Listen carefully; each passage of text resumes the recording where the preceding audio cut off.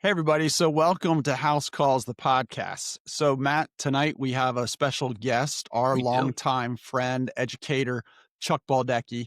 But before we get to him, let's give her a little bit of his background. Sure. So, he is my second cousin. Oh, this background. Sorry. Our grandmothers were twin sisters, and I think if you haven't seen Chuck when he gets on, you're going to see the family resemblance, right? Totally. But his name growing up was Charles Douglas Baldecchi. It's still Charles Douglas Baldecchi. And somewhere along the line, I think it was before you showed up, but you definitely contributed to it. His friends started calling him Chuck. And the Right. background is his mother was not happy with that. And his older sister, Pam, who was young adult at this time, was not happy with it. So Right. Chuck's probably like 8. And now we're having on Chuck Baldecchi, the educator. And I'm thinking his mom and his sister were totally right. This would seem way more credible if it was Charles Douglas Baldecchi, the educator. True. And my sister was so confused by it because my parents called him Charles. Everyone's parents called him Charles, and we called him Chuck. She'd called him Chuck Charles because she got so confused by it. But now I even looked on the on his school's website, and he's Chuck Baldecchi. Yes. So professionally, he's Chuck. No one knows him as Charles. Hopefully he'll write a book someday and he'll be back to Charles Douglas Baldecchi. It's way classier. Absolutely. Yeah. My life is Charles Douglas. And we know Pam is going to be listening to this, and she is going to agree with that. She's going to be like, I told you so. Yeah, absolutely. And I always want Pam on my side, on my corner. Pam, I agree with you, and I'm sorry I ever called him Chuck. So I am excited to have Chuck on to talk education.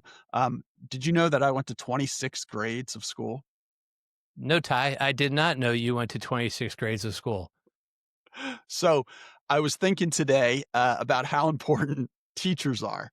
And one conversation I've had with Chuck over the years is a discussion when I was young, maybe 30s. Like I was a parent, but my kids were little, and he was saying you learn more from failure than success. So Correct. that is something that I quote all the time now. But actually, he was the first one I've heard it from, and I'm like, I think that's totally true. You learn more from your failures, but I also believe that some people just need that one small victory to get them going. And that's where that one teacher that makes you believe in yourself can just get the ball rolling. So for like me, I was thinking of my two favorite teachers. The one was my 6th grade teacher. He was my math teacher, Don Rogers. And this guy literally, I don't know, he'll never hear the podcast, but he was like literally working, selling boogie boards in Ocean City, or back then it was rafts, when they called and said, hey, a teacher's retired. Can you get up here and teach? He had just graduated from Duke where he played lacrosse.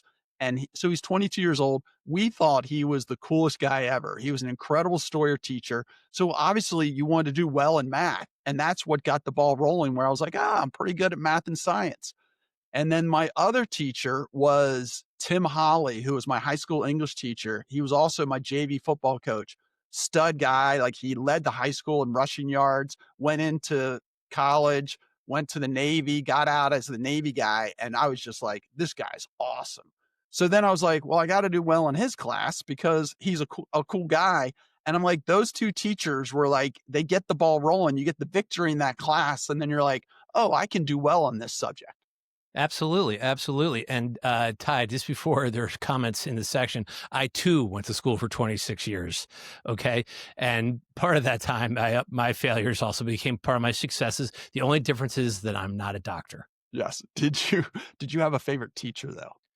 My favorite teacher off the top of my head was Father Scott Pillars. I had him at Loyola Blakefield, and he came in and he was a young Jesuit. He loved Bruce Springsteen. I love Springsteen. He married Ginevra and I, and then he went on to become head of Scranton and then president of Marquette University. But yeah, he was just a guy I connected with and, taught me a lot. My other thing is, if you notice, you're drinking water in the middle of a podcast? I'm drinking water. I did not know that like drinking out of a Stanley was considered feminine.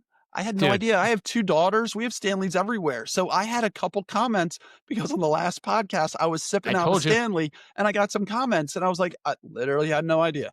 Well, and I asked Ann and she's like, yeah, you should not be sipping out of a Stanley on the podcast. 100%. Like, I had no idea.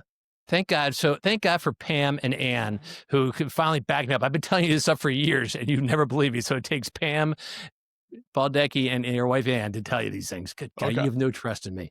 You know what? Here's somebody I do have trust in. My kids have had great education, but I would have loved for them to be educated by Mr. Charles Douglas Baldecchi. So let's hear from him. Welcome to House Calls, the podcast. This week, Ty and I get to talk to our lifelong friend and relative, Charles Douglas Baldecchi. And Chuck, we've already gone through the many names that you go by, but for the purpose of this, you'll go by Chuck, and because that's what you do professionally, even though your family, I'll call you Charles. And we were also talking about your grandmother and Ty's grandmother are twins, and how you two are spitting images of each other. Right, exactly. Ty, it's good to have Chuck here. It's finally I mean, look at the class he brings to it already. I know. I literally thought he might show up in a seersucker suit, but the bow tie is excellent, and I feel so underdressed in a t-shirt. It's so great. So where do we find you today? What's going on? Where do we have you? I have survived home HOCO weekend. We had the big, pep rally and football game on Friday night, then reunions and HOCO dance. And I always take a nice little deep breath, and I'm always happy to hear on Sunday that everything is fantastic.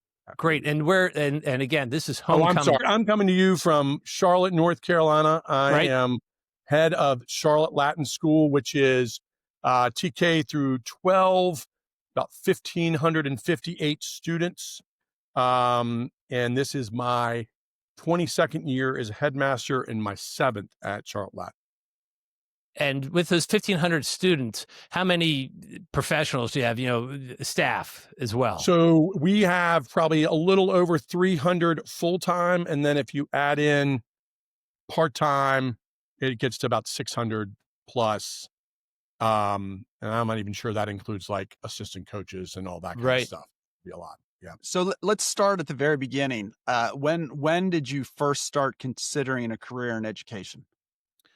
So, great question. So when I was in high school at Episcopal High School, I had 5 fantastic English teachers.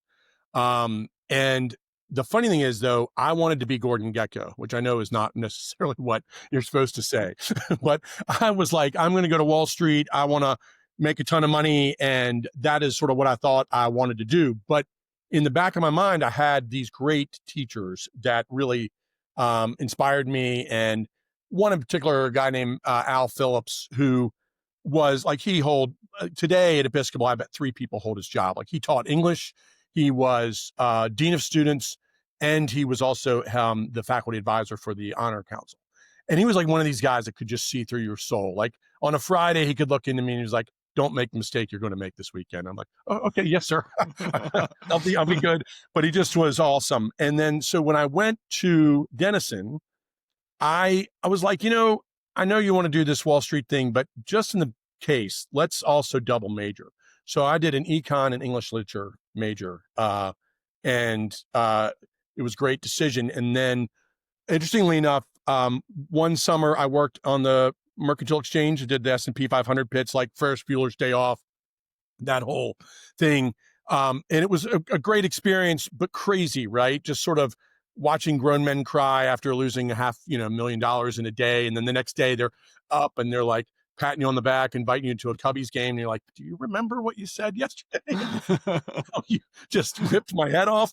And then the next summer I worked at a school up north, a boarding school called Taft for the summer, and was able to teach my own class. And at the end of that summer, I knew I would be lying to myself if I didn't at least try teaching. And so that's sort of how I made that decision. And then I started applying for teaching jobs. So, Chuck, back to Episcopal, where you had these 5 great teachers. For the people that don't know everything about you, which I can't imagine there are many of them that don't know everything, but it's a boarding school. And so these teachers, you saw them not just during school hours, they saw you all day, every day. All day, every day. I mean, right. Boarding school's not for everyone, but for the right kid. And for me, it was the right place. Absolutely. You're living on the hall. And I even found this as an early teacher at Asheville School. I taught at a boarding school myself for a while, What is really amazing, right, with English literature, to be an example, like I may not like poetry as a 17-year-old boy, pretty high likelihood. But my coach, I mean, my teacher may also be my coach, may be my dorm parent, certainly may be the person who's sitting at our dinners at night, or would even make the effort to come to like my football game or or basketball or whatever I'm doing. And from that, you're like, I'm not letting this guy down, right? I'm gonna study and take literature seriously, and at the same time, just sort of that triple threat is pretty remarkable, right? Because they're on dorm, they're coaching you and they're teaching you, so you really get to know these adults really well, and so it Right. did have a life changing effect. Yeah. So Chuck, when you started teaching, and then I have a follow-up question to this, did you know that it was gonna be your career, or were you kinda more like, "I'm gonna do this for 3 years, and then I might go to business or law school," or something like that?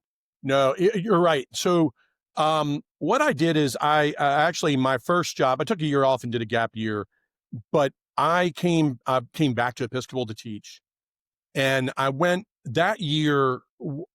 Was amazing, and I knew at the end of that year that I wanted to teach, and so then I consulted with sort of a mentor there, who also happened to be my advisor when I was a student at Episcopal. But he's like, look, you need to get a master's degree. And so that's when I went to St. John's in Annapolis.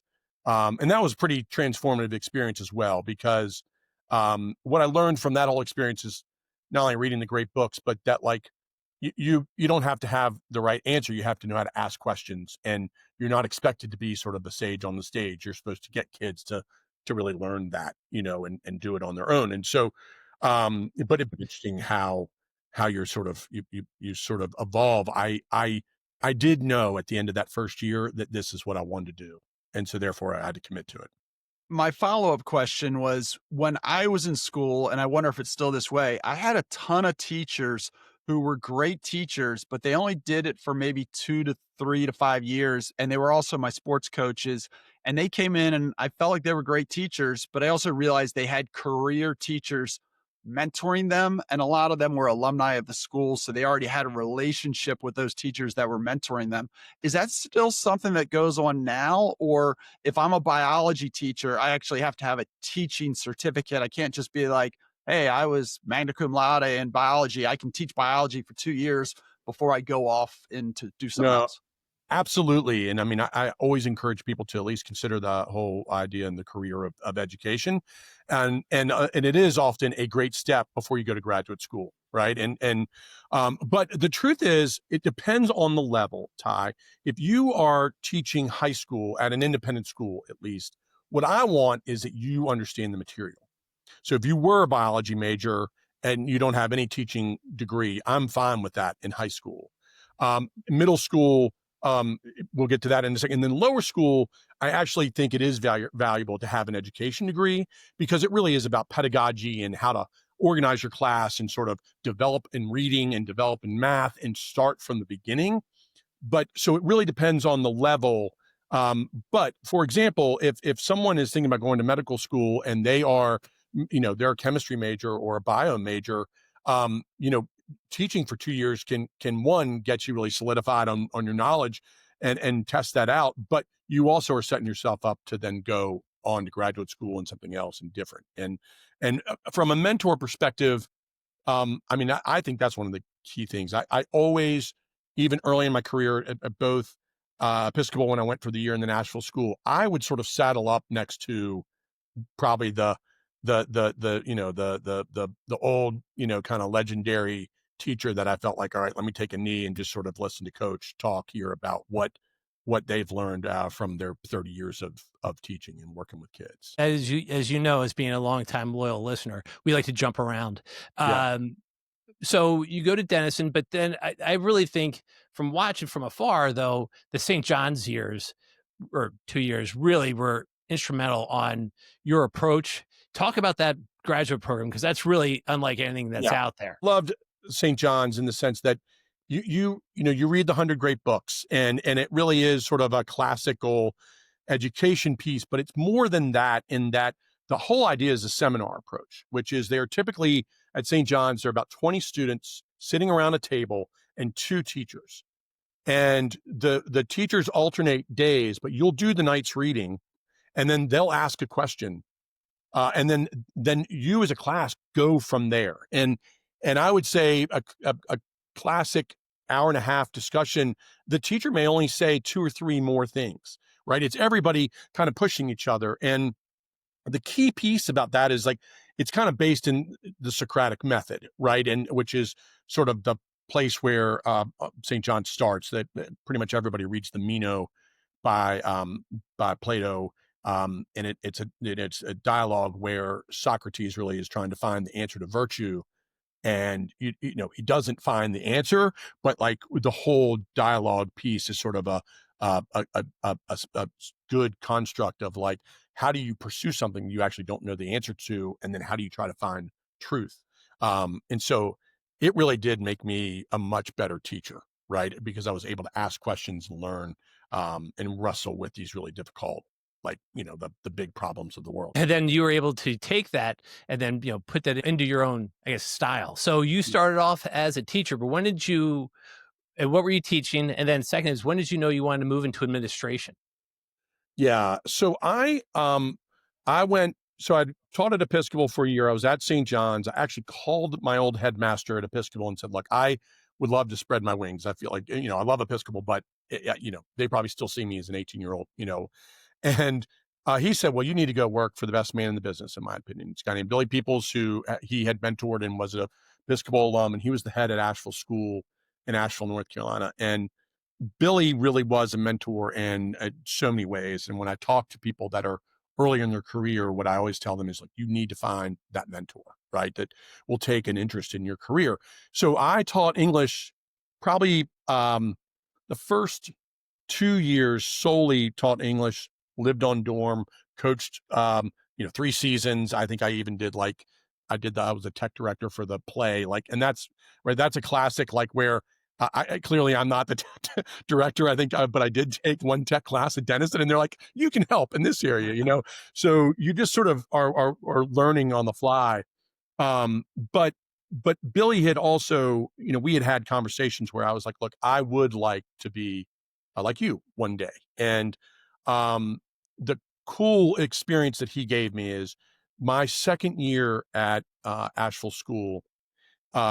The summer program we currently had was a remedial program. So let's say you failed, you know, calculus or geometry, and you would come to Asheville School and you would get credit at your other high school for it. But it didn't help serve our admission purposes because the school wasn't looking for kids that had failed and needed remedial work. And so what he did, which was incredible, is he went to the board and said, look, we would like to um, reinvent this program. I'm going to name Chuck, the head of the summer program, give him some seed money. And what I did is I basically created, I don't know if you're aware of like Duke Tip. I think Hopkins has its own program, but I basically created a Duke Tip summer program for middle school kids. And it was the coolest experience. I got to write curriculum, hire and fire teachers. I basically ran a mini boarding school for 6 weeks in the summer. And it was just life-changing in that sense. And it was an awesome career opportunity to be given all of that responsibility at the age of 26 and totally do something and reinvent, a program. And it ended up being really quite successful. And then from there, I began to help the admission office. And so I would help with tours and interviews, and then still teach probably, four sections of English. Of high And school then English. high school English, Yeah. right? And so then what happened from there is they made a change in the admission office, and because of the success in the summer program, they made me director of admission at Asheville School, and so then that got me on that sort of administrative track. Gotcha. But you always kind of kept your foot in the teaching world as well, right? Absolutely. I teach, actually, we're talking about St. John's. I teach a philosophy class to juniors and seniors. It's an honors course. and it is modeled after what I had sort of described was that St. Right. John's model and all of that. Yeah, no, I love it. It's one, it fills my, my tank every day, but it also keeps me real, right? Because Yep. I am teaching, I'm grading papers, and I find that to be really important. Even So in these school. schools that you've taught at, they have one of my favorite things is that the teachers also coach. So they're seeing both sides of a kid because a kid is different on the court or the field than he is in the classroom. And it's great to have that connection because you're going to make the kid, whether he's a good athlete or not, but also the teachers who don't coach, but they show up to the game or they show up to the play, or your math teacher who's your football coach is coming to your concert. It is huge to be able to see kids and all those different things. And when you come into class and they're like, "Man, Chuck, you were awesome on drums on the guitar last night." Like, it makes such a huge deal in a kid's life. And I love how those schools that you're at all seem to kind of emphasize that.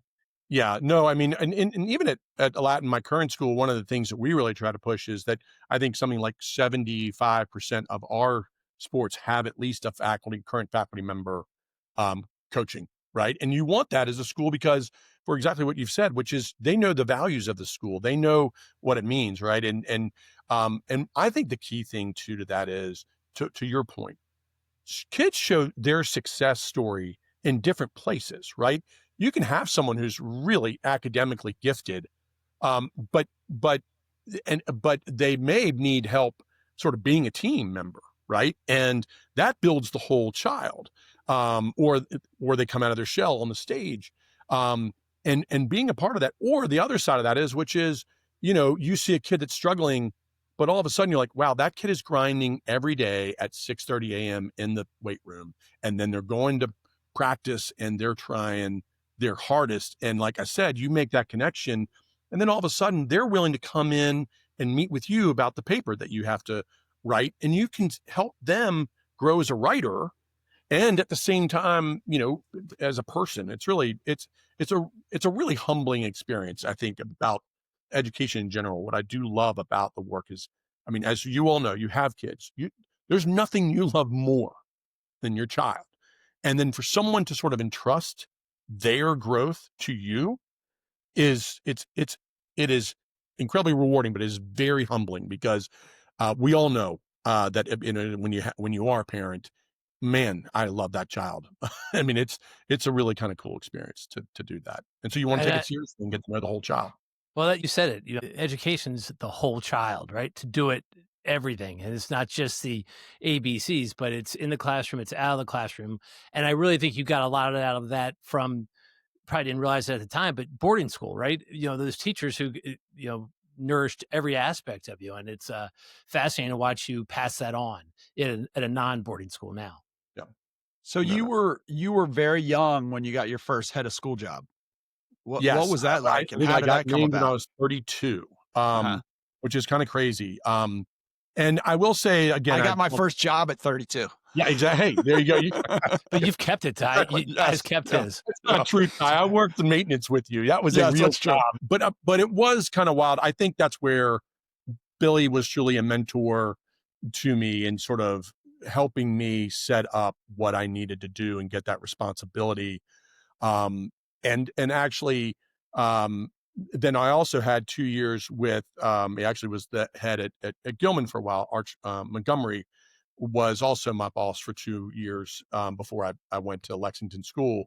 Um, and that is, I mean, so you sort of, I think what happened there is the summer program responsibility probably gave me the most real experience. But the director of admission piece, it's interesting. Like I wasn't a division head, right? I wasn't head of upper school. And that's one of the routes that you could go to being a head of school. But for the Lexington School, what it needed is it needed an external person, right? And I knew I had sort of the street cred of being able to teach. I knew how to sell a school, right? And how to work admissions and at the same time, even though I hadn't had direct experience, I could make a case, pretty strong case for why you needed to donate your hard-earned dollars to the school as well, and what we were going to be able to do with that. And that was a really kind of a interesting part because I think you do have to make that case. And then also the whole idea of managing people and managing people is, I think, one of the most difficult parts of any job. Ty and I were talking earlier about this. When you went to Asheville School, you got this great you got this great experience as head of admissions, and then you were able to parlay that into two other stops along the way. But and as you said, it's all about mentorship. But what's in the pipeline? What's in the farm system for teachers today? What do you see coming out of college? Is there a lot of interest, or are you Yeah, excited you about the know, future with teachers? I mean, I think one of the things that we're struggling with in the industry is that I do feel like teaching has come under fire in a way Yep, recently. Obviously it could be politicized, it could all that type of things. And I think, but the truth is, um, there is no better job, right? I mean, I mean, when you're around young people and you like, it's interesting. Like I said, how I wanted to do economics and go on Wall Street. I think one of the things in my mind that I realize is like you could invest in a company that has sort of a lot of potential, right? And you can create something, but teaching and education is a different form of that, right? Like I you see these students when they are raw and and being a part of that is one of the coolest things. I mean, especially when a student, like in some cases, I've known them since kindergarten, right? And you saw the struggles that they had, let's say with reading or with social development. And then they work through that, right? And it's painful, right? Middle school can be painful for a lot of kids and socially awkward, but you watch them make those connections and have success, whether academically or on the stage or on the field. And then they're just this completely different person. They've got confidence and they start to believe in themselves. And, I mean, I know you've talked about this on this show too, but like resilience is one of the biggest things. Like, I think any opportunity to fail and make mistakes and be held accountable and overcome them that's what life is all about. sure. And if you can have a kid do that when there's really nothing big at stake. I mean, I know it seems like it's big, right? Because anytime you're 14 years old or 16, you feel like life is huge, but it's a completely different thing than when you're an adult, right? And being a part of that and developing that kind of growth, having those moral conversations, a lot of people call soft skills, but I mean, I call them mission skills because they're part of our mission, right? Whether it's Latin's mission or the Lexington School's mission or whatever school. But if you can get those skills to come out in a student, man, that is to be a part of that is rewarding. And I say to folks all the time, like that'll fill your bucket for a lifetime. So, when you give your standard speech to the college kid who's thinking about going into teaching, can you comment a little bit about basically what's your basic like? You've already told us what are the great things. What are some of the drawbacks, and then Yeah. also some thoughts you have about middle-aged teachers. Like, how do you prevent burnout so you're not just kind of like going through the motions year after year? Yeah. No, no, no. You're exactly right. I think with students right out of college, like anything, finding that first job is really hard to do. And you're, one of the things I will do, like I'll use an example. Like I would say at Latin, it's rare that we hire someone right out of college because you've got to have maybe 5 years experience of working. But there are a lot of schools that will give you that chance right out of college. And one of the things I say to kids that are thinking about that is think about a lot of times it is not only sort of the school work, but what typically it is that student who may have struggled and they really value what teacher or coach did. And when you get them to think about that and that like, kind of the same thing I did, which is that's not a bad life, right? Like what about dedicating your career to that and making the difference that that coach made to you or that teacher made to you or that director of the play made to you? um, that is really the main call. Now the drawback is you're not, I think it's interesting, right? You're not going to make $1 million as a teacher. What you are going to do though is you are going to have a fulfilling life, but it can be difficult. I think a lot of times college graduates get sort of stuck on that piece and don't necessarily give it the try. But I wish they would. That so I think you want to get them past that piece of I think sometimes either the financial or that, hey, golly, this is dealing with parents and especially when they're not happy with outcomes, and that we can talk about that later, right? That's a tough thing to deal with. Um, that's usually the drawback for early teachers. Do you have And any then with middle-aged no, teachers who maybe had a career and then basically retired from that career yeah. and got into teaching? Is that very common? Like, let's say a surgeon who becomes a world famous podcaster and needs to, Right, right, you and, know absolutely starts a whole second carear. Yes is Yeah. the answer. I would say, like, military folks, we Okay. love people Yeah. that have done 20 years in the military, and especially if they have, I mean, it's hard to find science and math teachers, and so especially if they have that background, that's really, a great career change. Being in Charlotte in the finance industry, like, we have an econ teacher that worked for Wells Fargo for 20 years and had a career and just wanted to do something different. So you do get that, I think, um, as well. But then, the other piece I would say too is you mentioned this earlier, is how do you motivate that teacher that's been doing this for 20 Right. years? Um, and, a lot of that is having that conversation about where can we help you? Right. So what I would love is, okay, you might have been teaching the same course for a good 15 years. Where can you write the course that you really want to write and allow for that passion to come through? And I feel like we're seeing more and more that we're going to be able to do that with our curriculum. I think you certainly still have APs and that focus, but if you really want to prepare kids for the world, I think you also need to think differently about how you teach that class. And so reinvent it and team teach with other people and do sort of interdisciplinary pieces. And so that's one of the things that you have that conversation and say, look, if you want to reinvent yourself, let me help you do that in the classroom. And certainly sometimes otherwise, they also may go a little bit into administration and do something a little bit different. If they have a passion for international studies, or if they have a way that they want to give back in perhaps in a different way. So you've got to, I mean, but that's part of life, right? Is how do you keep people inspired and you want to motivate them to do their best. And I think a good workplace gives people the opportunity to do that.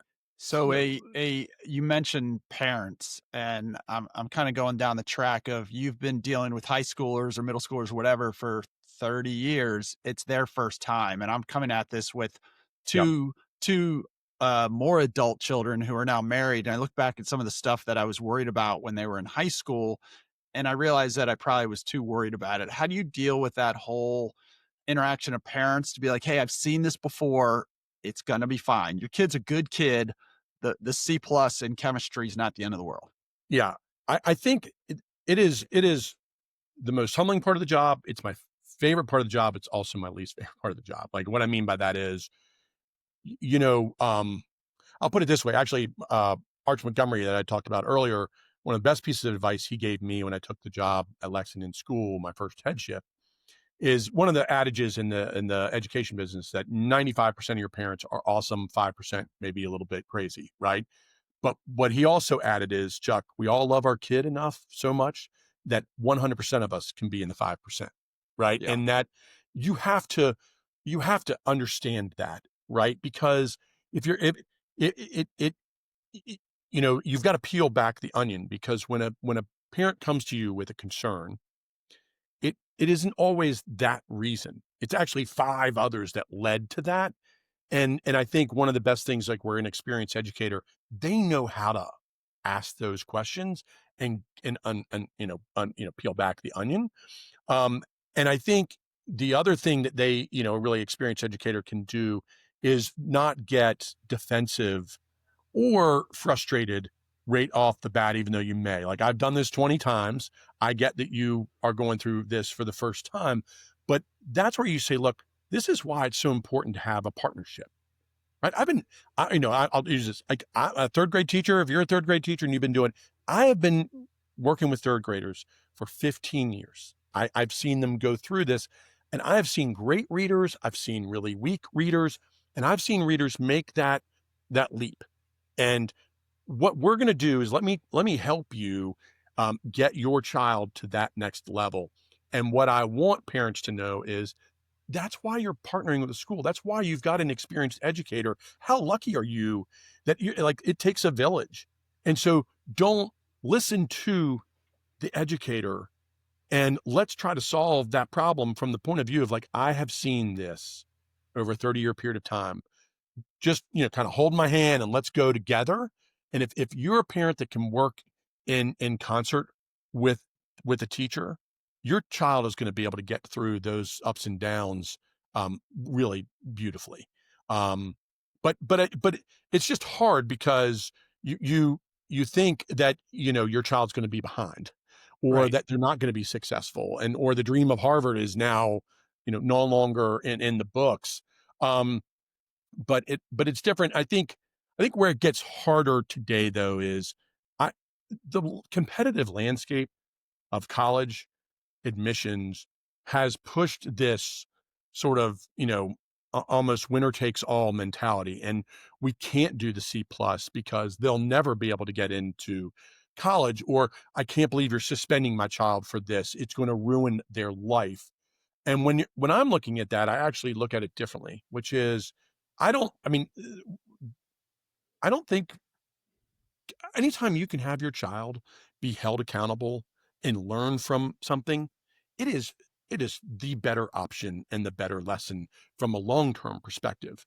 Um, you are preparing that child for that road and that journey.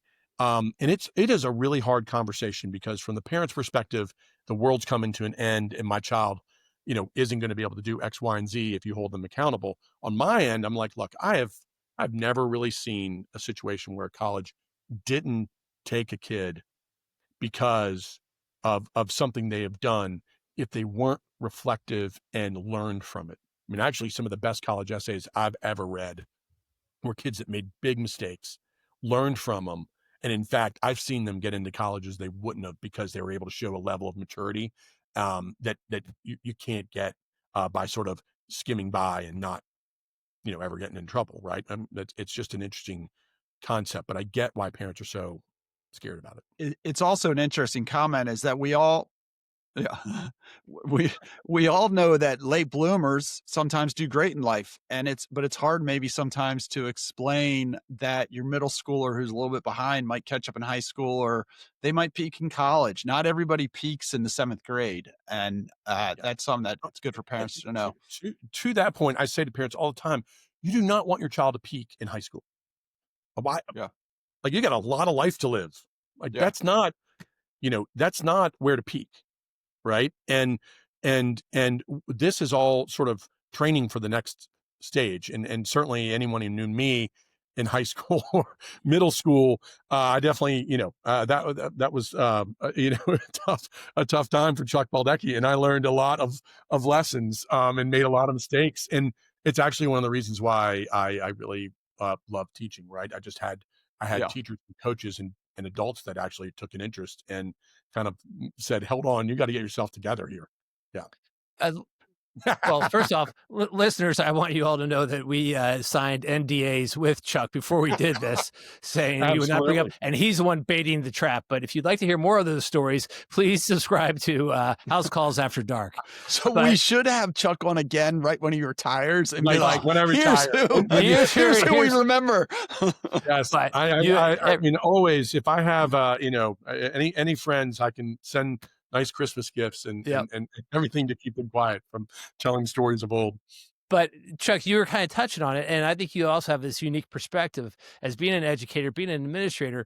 But obviously, I'd like to know your perspective on if it is possible. What are kids facing today? Because you get to see it from so many different levels as a parent, as an educator, Right. as an administrator, and having 3 kids that just went through. They had to have you as the principal, Yeah. as the head of their No. school.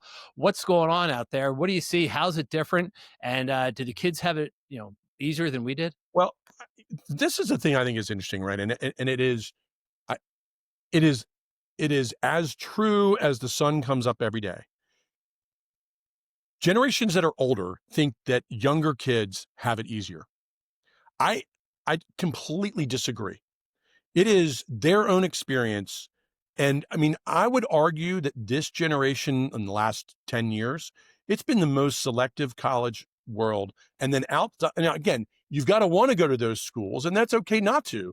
Or you then out of college, you want the McKinsey job, right? Honestly, and David Brooks said this the other day in a commentary. It was like, this generation has probably seen the most rejection of any generation because it's so competitive.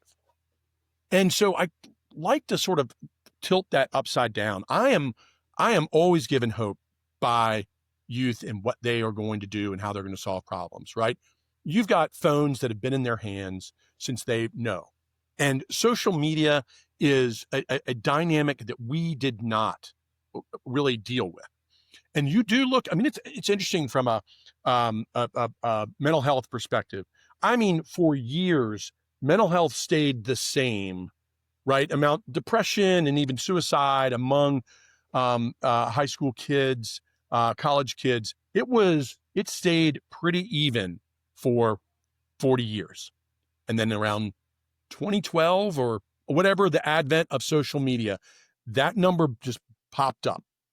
And I don't have those stats right on me. And if it were 10% or 7% or whatever, but it just went up. And so it is a new norm, and it has created more anxiety via social media. And it's a different world. And so we've got to help kids get the skills to cope with that. And it's not like we didn't have challenges, and it's not like my grandchildren are going to have different challenges. But what you do see with social media is this sense of comparison and then the curated lifestyle of perfection. And we all know that we're not. And that's, I think, one of the biggest gifts that a school can give a student is help them deal with that rejection, with that, making those mistakes, but giving them the skills to overcome it and also teach kids what it means to be a real friend.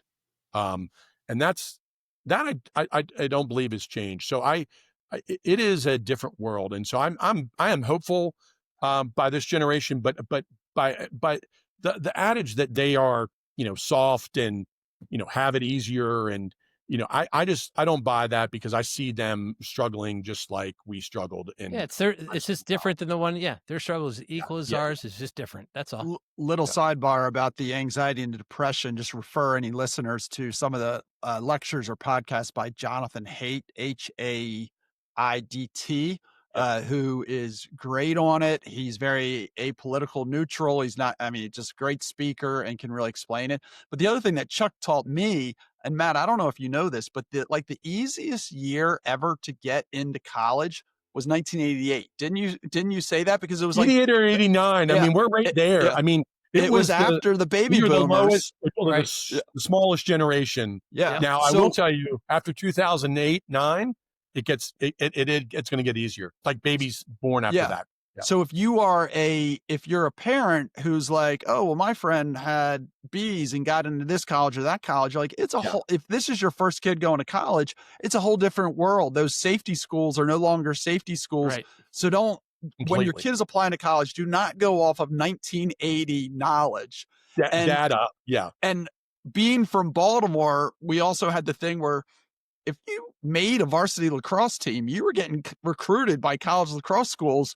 And now, it's a national game. So we had the double whammy of lacrosse and I guess less applicants to college. So Chuck, can we switch a little bit to in this high tech world, why liberal arts still matter, and how do you convince kids and families that it's super important? And I'll just add something before you had mentioned Haidt and his book.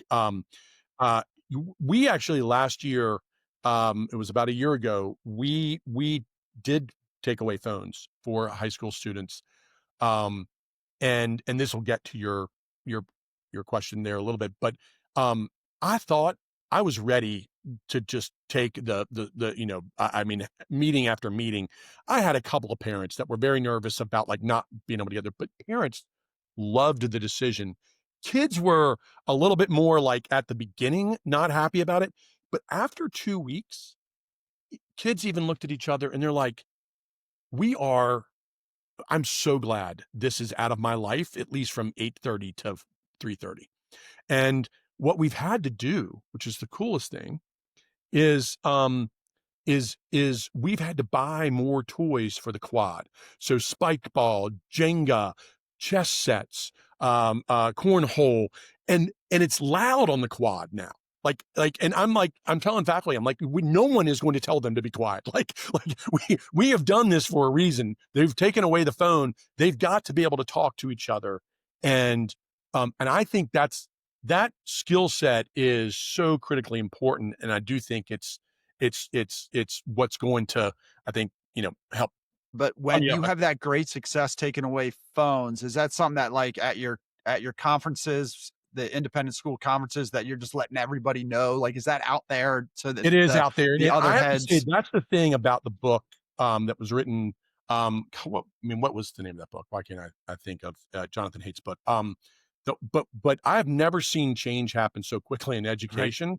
I want to say that summer, I read it in April, so 2 years ago, maybe. Is it I The read it in Righteous April. Mind? Yeah, yes, Yeah. right, or I'll look it up here in a second. But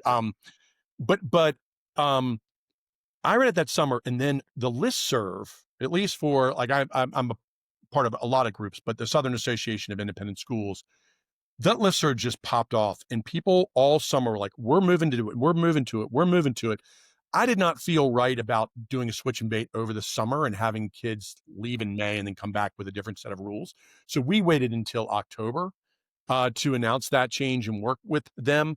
But I mean, 60 to 80 schools over that summer made the decision. Then another probably 50 joined in as the school year went. And so I will say that was talking about real change in a short period of time. Now I know there's a lot of schools that haven't gone to that, but it has certainly been a pretty remarkable thing in my lifetime to see how open people have been about that change, and then also how quickly they acknowledged that it actually did make a difference among students. Mhm. And then let's Um, talk about liberal arts. okay, so here's my thing. I have to say that a great example is you look at the college list. I mean, excuse me, the jobs list, and like sort of 10 years ago, what people thought would be a job, and then now today, what people need, and it's ever changing and evolving. And my point about this is with Google and AI especially, the the the thought is that if you can memorize anything, it's no longer needed. I mean, I know you got all those stats, Ty, in there from from your days of wrestling and saves and all that. But with Google, you can actually now look it up. And so my whole point about this is liberal arts are important, and the whole classic idea of just sort of the whole child and reading books and discussing them or all that is that you don't know. You've got to be able to be curious and creative. And I think what parents want is they want their child. I know this some sounds, but like, they've got to be their own brand, right? Because you've got to create your own job. I mean, I even laugh because something like coding was thought 5 years ago to be go into coding. It will transform your life. They'll need coders for the next right. And then now AI is taking those jobs away. So it's on the front line. And if you're not able to pivot, that's what actually where I think liberal arts still is so relevant and important is that if you can problem solve, struggle with big things, solve that by, working through those difficult things, work with people in a team, you are going to be able to always reinvent yourself. And that's the skill set that you need to give kids. And that's the skill set that will last a lifetime. Um, and that's why I think it's critical because we no longer, it used to be like rote memorization was really important. Now you can't do that. You've got to be creative. You've got to be curious. Another example I've used is let's just say you're an accountant and it's just sort of basic accountant where TurboTax is taking your job. But if you can handle a complex merger and acquisition and that's the kind of accounting you're in, you will be employed. right? And so that's what I want our students at Latin when they graduate. I want them to be able to do that, right? And reinvent themselves. And I think one of the only ways you do that is really by actually focusing on liberal arts and sort of that whether it's through literature, and it can be math, it can be science. It doesn't have right. It's always about asking that question and being curious and then trying to find the answer. How do you keep that going? Curiosity. Like, how do you nurture curiosity? I think, I mean, when you find kids that have a passion, and sometimes it's sports, right? Sometimes it is it can be theater. But I just had a great conversation with a alum of ours. She was a musician, not a coder. And she is in Nashville, and she realized that she couldn't find, and also colleagues couldn't find their next gig. They'd work with a group, or they maybe were looking for a banjo player and how to do it. And she realized there wasn't a LinkedIn for musicians. So she started this website called Gigs. And she'll be the first to tell you, she's like, wasn't the A student. She certainly wasn't a coder or a tech person, right? But she saw a need and sort of experienced it in real time. And then because she had sort of, and again, in our conversation at Latin education or wherever that, being able to problem solve and be curious and then follow something and be creative, she has created this website and it's gone gangbusters. And That's I great. love that story because it just shows that a person sort of reinventing themselves, right? So, Chuck, a segue into, since you've taught English and you've taught philosophy, some of your favorite books to teach. And I love the concept that some of these books have been around forever, and they teach you that some of the same problems we've had as students and humans, Right. everybody's had for 2000 years, and we're still, and that there's these great thinkers who have thought about it. But there's a book that I read in high school and I just reread it again, called Siddhartha. And Oh yeah. he is basically an Indian, kind of like Buddhist monk. He's in the woods and he decides to come and be a merchant. And he has no skills at all. He's never been a merchant, but he says, I can think, I can fast, and I can wait. So it means he can problem solve, he has discipline, and he can be patient. And the guy hires him because he was unusual and he was super successful. It's a little bit like liberal arts. You're teaching people to have discipline at a tough school. You're teaching them to think so that they can adjust to whatever happens in the world. That's Yeah. my No, I mean, I summary. think so. No, I will say this because I'm teaching this philosophy class, and the first two books we focus on is Plato's The Meno, which is Socrates' dialogue, and then the Republic, and they each ask like big questions. The Meno, the question is, what is virtue? And if you read it, you know you come to the end, and it's not a satisfying end because he doesn't have an answer, and you thought he was going to find it. But the actual cool thing about the book is what he talks about is how do you try to find the answer to something that is difficult to define? And how do you find truth? And it's really through going back and forth with dialogue and pushing each other. And then the Republic, the question is, what is justice? And then, the famous book 7 is The Cave. And if you've watched um, um, oh gosh, what's um, The cave allegory? no, yeah, but Yeah. what's the movie where they're plugged into the back of their head? Oh, Matrix. Matrix. Matrix, yeah. If you've watched the Matrix, sorry, Uh-huh. total brain Yeah. movement there. If you've watched the Matrix, that's basically the cave. It's based off of that, but it's this idea that like we we are watching sort of an alternative reality or something that may not be true. And what you've got to do as a human is actually leave the cave, come up, you get blinded by the light, and you are sort of put in a really uncomfortable position until you can adjust to the light. And then you realize all these things that you saw before were shadows of themselves. And so you're trying to find the truer definition, and you're searching for that, and you're trying to find an answer. And then you've got to go. But the cool thing is, and this gets back to why you want to teach, is the real brave thing is to actually go back into the cave and help other people that are sort of locked in there to come out, right? And sort of search for truth. And so Anyway, those are two great books. But you talked about yours there. One of the things that we do also is a favorite section is we read a couple selections from the Bible, and then we read a couple things from the Upanishads, Yeah. which is Hindu. Then we also read a book by Thich Nhat Hanh that is The Other Shore, and it's Buddhism. And that is our students. That Eastern philosophy piece is one of our students' favorite because they're not as familiar with it.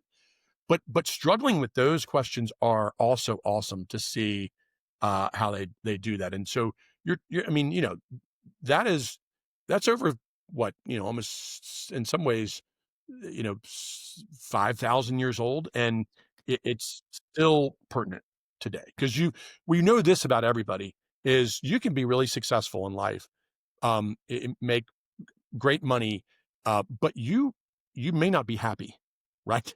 And you may not understand life satisfaction. And a lot of what you talk about on your podcast is like, how do you try to find that again?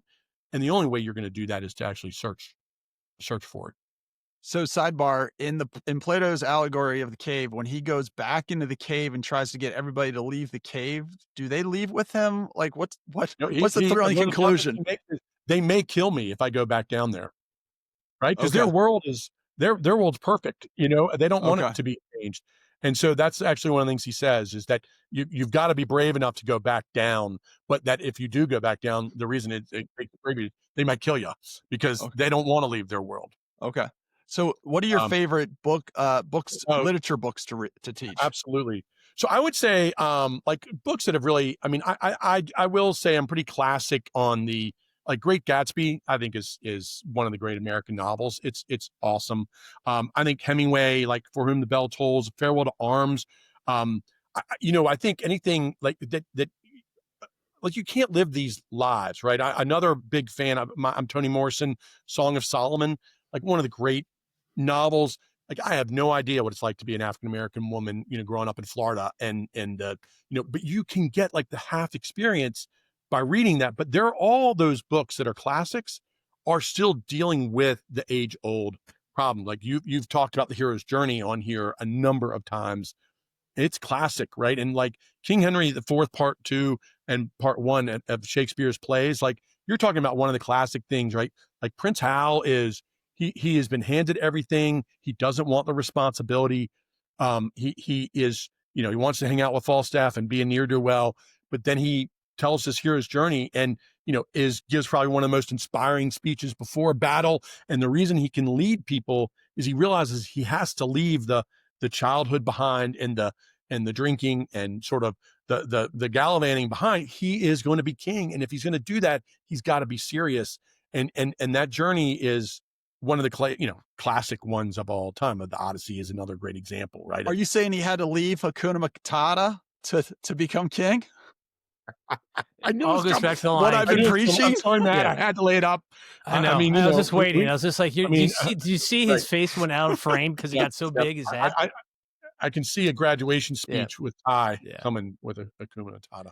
Yeah. Chuck Charles, Uh, you are a brilliant man. The way you laid that out there, so Matt, I smart. want to know what was what book were you taught in high school that stuck with you? That you find still I think relevant? Chuck. I mean, the classics. I mean, the Loyal. I mean, we read all of those, right? Uh-huh. But The Great Gatsby, and I think the cool thing was, I mean, reading all those, the Hemingway, and all those, just seeing how that same story is always keeps repeating itself over and over and over.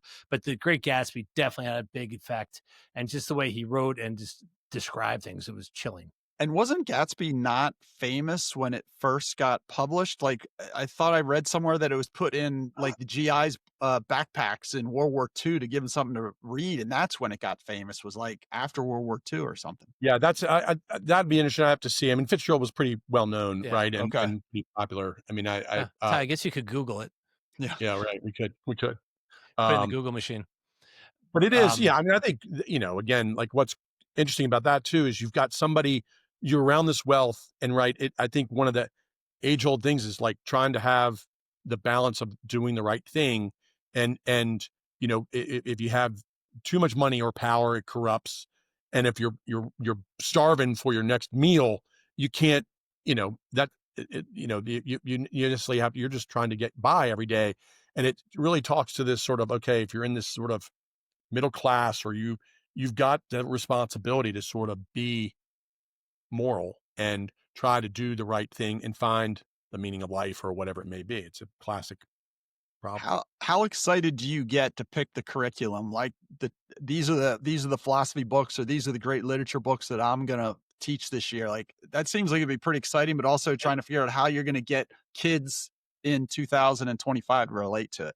Yeah, no, it's awesome. But I have to say, like, that is the cool thing about it is you take these old classics and they are still struggling with Right. it, and it makes them ask really great questions and make modern day comparisons. And that's one of my favorite pieces, right? Is when they'll read something, but then they'll say, well, this is like, and they'll even bring up TikTok or, something they've a trend or even maybe a story of someone's fall or whatever it may be, and it is applicable, and they realize that then it's they're still struggling with the same issues, right? And you've got to overcome them. So it is kind of cool. And one of the neat things is the capstone for that class is you have to write your own philosophy, Oh, um, and it's pretty fun. Like they're really deep thinking, but I also laugh because like we'll get a couple of like a Mamba mentality, like they'll go and totally go with something modern completely and sort of try to tweak that. Yeah, it's a little bit like Speed Racer oh, is Jesus. We Speed. can't go from Fitzgerald and Hemingway to Speed Racer. So I mean, thank God you haven't brought Rocky up. So the greatest thing ever about Speed Racer is he Oh, has this guardian angel that he doesn't know is there, and it's Racer X, his long lost Yep. brother who ran away, and it's like Chuck as the teacher is all these children's Racer X. He's out there looking out for them. Chuck is our Racer X. I love that. I love that. I don't And know about that. that's one to grow on. Everyone Yeah, needs a that's fun to Racer grow X, on. a Professor X. Oh my god, Chuck, Chuck, this was great. this was great. a This lot is of fun. awesome. And really appreciate it. Those kids are lucky. Those parents are lucky. And you do a great job of fostering that community. So Oh, and good on and you. I will just put this out there, and because I do it already. If anyone's child is thinking about teaching, I love to have that conversation, and I'm also really happy to help if I can. That is for sure. And it is an incredible profession, and it is worth it. So, Well, it's obvious. The passion you have for it has always been obvious. So I'm glad we got this opportunity to hear more about it and share it with everybody. So thanks for your time, Charles Douglas Baldecchi. alrighty, take All right, guys. care. Thanks, Chuck. All See right. y'all. Hey,